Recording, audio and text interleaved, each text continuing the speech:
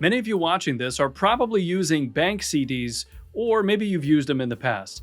And for good reason too. With interest rates as high as they are today, there's really no reason not to use a short-term vehicle like a CD to earn a respectable amount of interest. This can be good for your short-term bucket or ways to park your money instead of just leaving it around in cash. But there's a major problem that a lot of people have encountered lately, including our clients. In fact, when they found out about it, they were quite upset. CDs are generally short-term vehicles, and most people tend to stick to 12 months or less when using them. So what a lot of people do is after the maturity, they will choose to roll that CD into a brand new one for another 3, 6, 12 months, whatever the case. Now, this makes a lot of sense to do, especially while interest rates are pretty high and you're still able to get a good amount of interest from a short-term investment. So what do most people do? They choose to go ahead and roll it.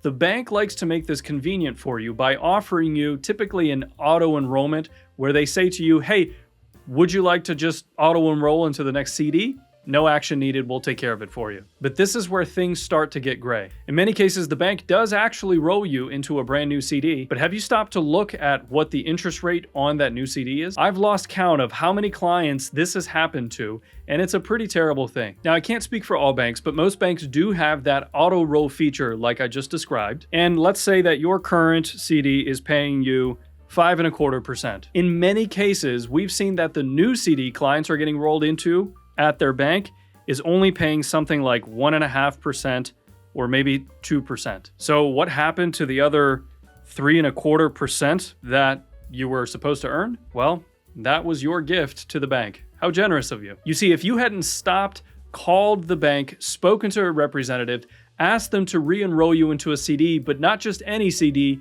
a CD that is equivalent to the rate of your current CD, then it's very likely that your bank is just rolling you to a new CD, yes, but a much lower paying CD. And of course, who gets the difference? The bank gets to keep the rest. People understandably get outraged when they hear about this, especially when it's been months or maybe even a year or two that they didn't realize this was happening. So they feel like those percentage points were robbed for them, and depending on how big the CD was, that can be thousands of dollars, if not tens of thousands. Now, the worst part about this is that it's actually legal. Extremely unethical, but it is allowed. And this is just one of those things that many investors are just not educated about because it's not something that comes up very often. Unfortunately, we've been able to see many of our clients reclaim a lot of money simply by being aware of this. So again, to recap, we want to ask the bank not to roll into a new fund, but make sure that it is the same amount of interest rate, or at least comparable, because sometimes interest rates will change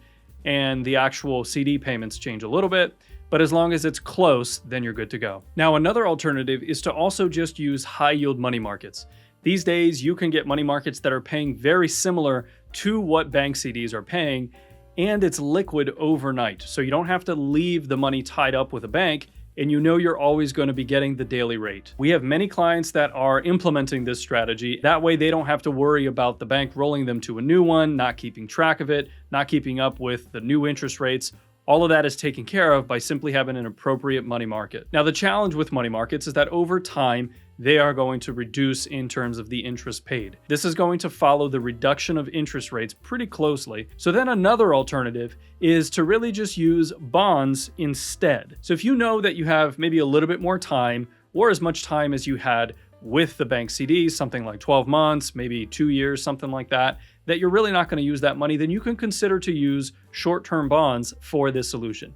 It accomplishes the same thing where you get to lock in 5% or whatever the rate is, I'm just making up numbers here, and be able to, for that duration, earn that consistent percentage. If you look at what bonds pay these days, it's pretty comparable to bank CDs. And if you're using US Treasury, then those are extremely safe. And to take it to the next level, you can do something like a bond ladder, which is a series of bonds, all with different maturity dates, that allows you to start spreading out some duration risk as well. And that can be a part of your overall portfolio strategy where it's working cohesively with the rest of your money to help you continue to meet your objectives. So this was a short one, but I wanted to share it with you because I've seen enough people be hurt by this. So I hope this was helpful, and maybe you can share it with someone else that you know so they too can learn about this feature. Put any questions you guys have in the comment box below, and until next time, stay wise and stay wealthy.